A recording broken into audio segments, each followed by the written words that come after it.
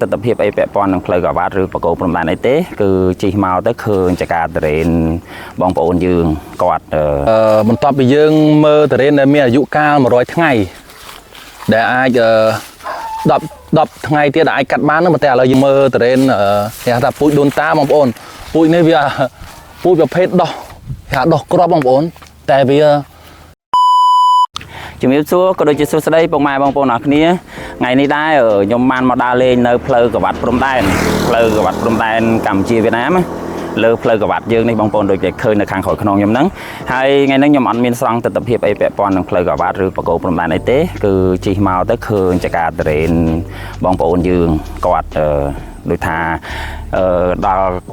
ដៅតរេនហើយតរេនតែប៉ុន្តែដល់មួយនៅពូជណាពូជណីអញ្ចឹងឥឡូវយើងកុំឲ្យខាត់ពេលយូរទៅជួបជាមួយខ្ញុំនៅម្ចាស់ចំការទាំងអស់គ្នាថាតើតរេនមេមត់តរេនដែលដាំលើដីស្រុកមេមត់យើងខេត្តត្បូងឃ្មុំហ្នឹងមានដល់ពូជអីខ្លះមានពូជអីខ្លះដាំអីខ្លះផ្លែតរេនពូជអីខ្លះនិយាយតារាតាកុំឲ្យខាត់ពេលទៅជួបទាំងអស់គ្នាបាទពុកម៉ែបងប្អូនទាំងអស់គ្នាមុននឹងជួបម្ចាស់ចំការខ្ញុំសូមបង្ហាញនៅផ្លែទុរេនដែលកំពុងមានផ្លែនេះគឺដើមវាខ្ញុំមិនដឹងថាពូជអីទេព្រោះខ្ញុំអត់ទាន់បានសួរម្ចាស់ចការព្រោះខ្ញុំមិនអ្នកជំនាញខាងដើមតរេនចការតរេនអញ្ចឹងណាបងប្អូនហើយខ្ញុំមកគ្រាន់តែចង់បញ្ជាក់ជូនបងប្អូនថាតរេននេះគឺដាំនៅលើទឹកដីមេមត់តរេនខ្មែរចំតួតែម្ដងបងប្អូនហើយបងប្អូនដែលកំពុងតែទស្សនាបើចង់ដឹងថាតរេនខ្មែរមិនខ្មែរដាំនៅមេមត់ឬមិននៅមេមត់ទៅបងប្អូនអាចអញ្ជើញមកស្រុកមេមត់មកជួបខ្ញុំបានព្រោះថាឥឡូវម្ចាស់ចការកំពុង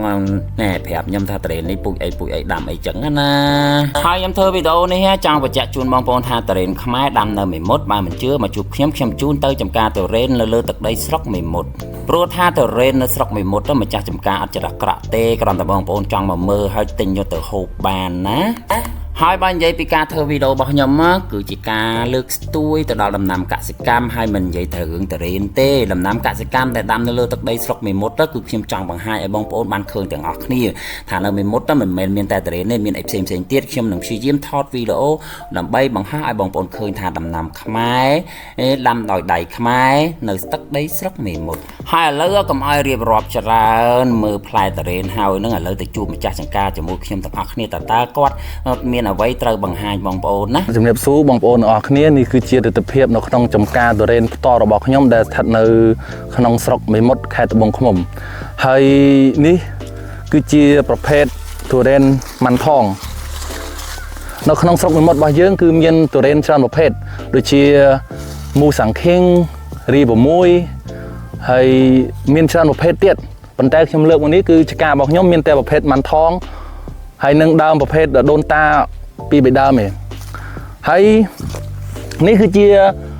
ផ្លែរយៈពេល100ថ្ងៃប៉ុន្តែប្រភេទពូជនេះគឺអាចកាត់វាបាននៅក្នុងចន្លោះពី110ថ្ងៃទៅ120ថ្ងៃដែលអាចកាត់យកទៅឲ្យបងប្អូនហូបអីចឹងណាហើយនេះវារយៈពេលរបស់វាគឺ100ថ្ងៃហើយអញ្ចឹងអាចកាត់បាននៅថ្ងៃទីពាក់កណ្ដាលថ្ងៃខែ5នោះបងប្អូនអញ្ចឹងបងប្អូនបន្ទាប់ពីយើងមើលតរេនដែលមានអាយុកាល100ថ្ងៃដែលអាច10ថ្ងៃទៀតអាចកាត់បានតែឥឡូវយើងងាកមកមើលតរេនម៉ាន់ថងនេះគ្នាបងប្អូនម៉ាន់ថងនេះគ្នាតែវាមានអាយុកាលត្រឹមតែ60ថ្ងៃ70ថ្ងៃឡើងអញ្ចឹងហើយវាត្រូវការពេលវេលាយូរទៀតដើម្បីអាចកាត់បានបងប្អូននេះបងប្អូននេះផ្លែប្រភេទវាបងប្អូនមើលចិត្តប្រភេទម៉ាន់ថងនេះគ្នាប៉ុន្តែវាមានរយៈអាយុត្រឹមតែ60ថ្ងៃ70ថ្ងៃបាទហើយបន្ទាប់ពីយើងមើលតរេនដែលមានអាយុកាលពី60ថ្ងៃ70ថ្ងៃឥឡូវយើងងាកមកមើលតរេនគេហៅថាពូជដូនតាបងប្អូនពូជនេះវាពូជប្រភេទដោះគេហៅដោះក្របបងប្អូនតែវាឆ្ងាញ់ផ្អែមវាឈ្ងុយសាច់វាវារាងស្ដើងដែរប៉ុន្តែវាមានក្លិនឈ្ងុយដែលអាចថាជ្រុះមកគឺយើងហូបតែម្ដងយើងមិនបាច់ទៅកាត់វាបន្ទុំវាឬមួយក៏រយៈពេលយូរទៀតថាវាទុំអញ្ចឹងគឺវាជ្រុះមកយើងអាចយកទៅហូបឬមកអាចផ្ញើពីថ្ងៃបានសម្រាប់បងប្អូនដែលត្រូវការអញ្ចឹងបងប្អូនបើសិនជាបងប្អូនត្រូវការទិញហូបឬមួយក៏លក់បន្តបងប្អូនអាចទាក់ទងបានដោយសារតែតរេនរបស់យើងនេះគឺដល់វ័យដែលត្រូវពេញសម្បូរគឺពាក់កណ្ដាលខែ5ប៉ុន្តែឥឡូវតរេនរបស់យើងអាចដល់មួយអញ្ចឹងបងប្អូនតែបងប្អូនអាចកំងបានពីឥឡូវដើម្បីដល់ខែពេញមកយើងអាចផ្ញើជូនបងប្អូនបានគ្រប់ខេត្តក្រុងបងប្អូនការទំនាក់ទំនងមកខ្ញុំតាមលេខ ទូរស័ព្ទ071 88 055ហើយលេខនេះគឺជាលេខ Telegram របស់ខ្ញុំផ្ទាល់ផងដែរហើយ